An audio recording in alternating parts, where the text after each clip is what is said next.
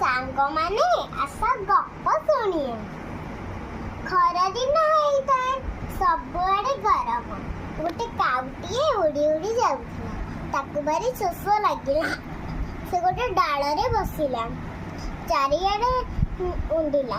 ଦେଖିଲା କି କୋଉଠି ବି ନାହିଁ। ସେ ଉଡ଼ି ଉଡ଼ି ଟିକେ ବାଟ ଗଲା, ଆଉ ଗୋଟେ ଡାଳରେ ବସିଲା। ସେ ଯେତେବେଳେ ସେଇଠୁ ଉଣ୍ଡିଲା, ଦେଖିଲା କି ଗୋଟେ ମାଠିଆଟିଏ ଅଛି। ସେ ଥଣ୍ଟ ବୋଡ଼େଇଲା, ସେ ଥଣ୍ଟ ପାଇଲାନି, କାହିଁକି ନା ମାଠିଆରେ ଅଳ୍ପ ପାଣି ଅଛି।